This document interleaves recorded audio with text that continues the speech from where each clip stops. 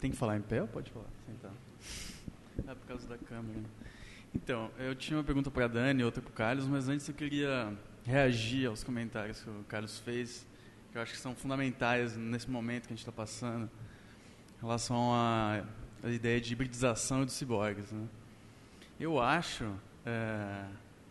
a noção de hibridização de híbridos é um pouco mais complicada, eu acho. Primeiro, porque de fato ela traz muito isso que você colocou.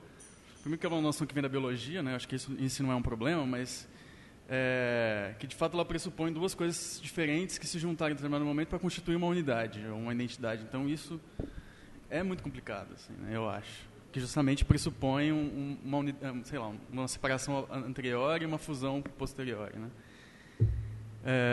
Talvez, então, algumas outras noções possam ser mais interessantes, né? Talvez a noção de amálgama da Isabelle Stanger, que é interessante, porque justamente pressupõe uma mistura heterogênea, né?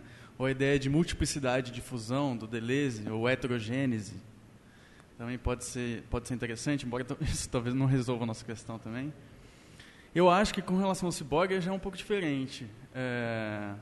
A própria ideia, né, o organismo cibernético, né, de certa forma explode tanto a ideia de organismo quanto uma certa ideia de cibernética, né? Então, enfim. E também, como a própria Harari coloca, uma reinvenção da natureza. Então, não é um processo que tinha uma unidade anterior e passa a ter uma fusão definitiva, né? Mas, enfim, esse é só um comentário.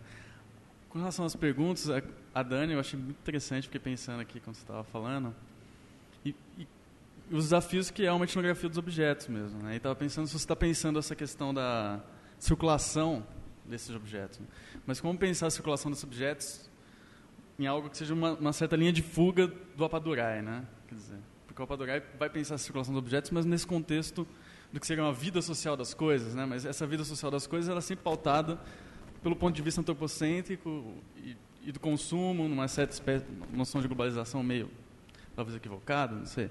Né? Quer dizer, e essas coisas sempre circularam antes da globalização também. Assim, e eu fico pensando como, talvez sim, o dispositivo anticoncepcional possa ser um objeto técnico, acho que sim. Mas também a noção de individuação pode ser interessante nesse caso, levando em consideração a circulação desses objetos. Porque se você pensar na sintetização hormonal, ela em si já é uma transformação de algo que era natural, supostamente, né? Então, tipo, você parte de um modelo humano, porque esses hormônios não partem de um modelo humano, eles não partiram de não são completamente sintéticos nesse sentido, né? Quer dizer, são substâncias. E aí passam por um processo de mediação laboratorial, se transforma aquilo num objeto sintético independente do corpo, né? Mas ao mesmo tempo ele volta a ser corporal, né? Ele reincorpora de novo quando ele constitui essas individuações dos corpos femininos, né? E de fato produz alterações. Produz um corpo mesmo, um corpo que pode engravidar ou que não pode engravidar, um corpo que sangra ou deixa de sangrar. E também ele entra em outras esferas, né? Porque se você vai, essa questão da legalização ou não do uso desses dispositivos também se transforma em objeto jurídico, né? Político-jurídico, entra o feminismo também. Então, quer dizer, é um objeto que está numa rede muito ampla, né? Que tem a ver com, acho que, essa produção corporal, mas que não remete só ao corpo feminino localizado, mas toda essa rede que... Inclusive mercado também, como você colocou. E para o Carlos, é uma coisa que eu acho que eu já tinha comentado com ele por alto, assim, ontem. Que eu acho muito legal esses autores que, sei lá, essa visão que alguns autores que você usa, por exemplo, o Ingold, ou mesmo essa psicologia ecológica, né, o Gibson e tal, não sei o que lá. Mas ao mesmo tempo que eu gosto muito, eu acho que eles iluminam muito, ainda mais no seu caso, né? Mas eu também eu acho que tem um certo problema, assim, né? Principalmente se a gente contrasta esses autores com Simondon, assim, né? Quer dizer, ou com autores, ou mesmo Leroy Gourhan mesmo, né? Porque eu acho que, de certa maneira, apesar de eles tentarem acabar com essa distinção ambiente e animal e ambientes, tipo, de seres e meio, de certa maneira isso permanece, né? Quer dizer, eu acho que ainda tem uma preocupação com uma estabilidade ecológica que não é exatamente a meta-estabilidade do Simondon, né? É outra coisa, quer dizer, ela pressupõe uma ideia de bioma mesmo, sei lá, não sei. E que talvez etnograficamente não seja tão rentável, né? Como a teoria do Simondon. Fico pensando no seu caso mesmo, né? Em que, por exemplo, a coisa da rede, né? No caso do discurso do Ibama, é um discurso tradicionalmente ecológico, né? De que, né, a rede seria uma espécie de pesca predatória, etc. E tal.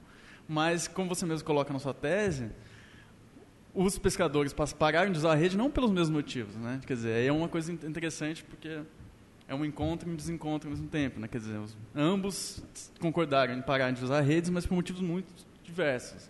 Os pescadores, no caso, por uma outra cosmologia de relação com o animal e tal, quer dizer, e que eu acho que é difícil de encaixar com uma concepção ecológica mesmo.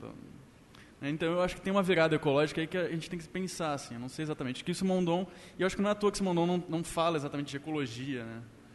Justamente porque não é, né? Tipo, não dá para separar essas coisas e não dá para pensar porque eu acho que a própria ecologia pressupõe uma ideia de natureza ainda, por mais que seja uma natureza repensada, mas ainda pressupõe uma ideia de que existem naturezas e que existem humanos, né? Quer dizer, e aí eles vão tentar estabelecer essas conexões, mas eu acho que sempre é uma coisa que fica pelo meio do caminho, não sei.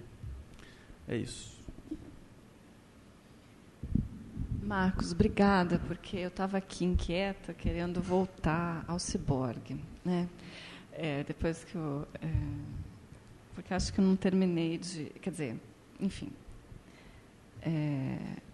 a conclusão permanece daquilo que eu tinha te dito, mas eu acho que tem uma dimensão, no caso da ideia do ciborgue da Haraway, que se evidencia, no caso do contexto etnográfico que eu estudo, que é diferente do seu, né, que é a questão da política, né?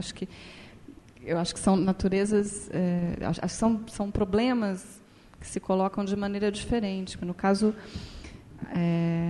fiquei tentando pensar uma analogia entre nossos dois trabalhos. Eu acho que sei lá, no caso do anticoncepcional, no caso do que a Dana Haraway coloca com o trabalho dela, ao pensar, né, o problema da inserção tecnológica sobre corpos femininos, ou, enfim, dessa hibridização, é porque as mulheres são colocadas, de fato, quase numa posição, se a gente pensar na metáfora de predação, de presa, né? Então, enfim... acho que o deslocamento naquele caso é nesse sentido, que não exime a minha conclusão, mas eu acho que é um movimento, quer dizer, a ruptura da qual eu estava falando passa por isso também, né, pela politização desse tipo de proposta, enfim, desse tipo de...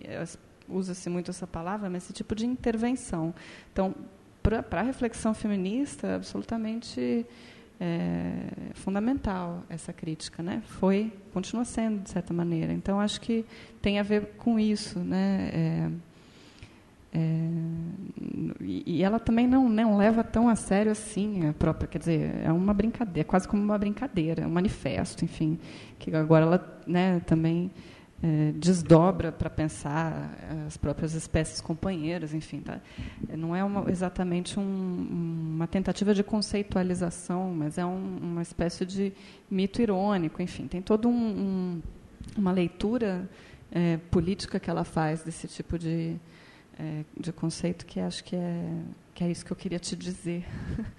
E a fala do Marcos, de certa maneira, veio nesse sentido também.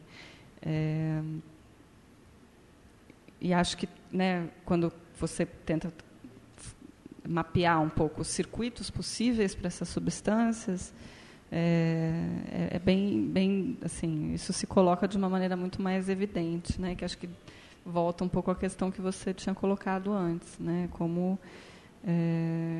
que se produz essa relação entre substâncias e pessoas. Existem técnicas distintas, temporalidades distintas, efeitos distintos, e é um pouco isso, assim.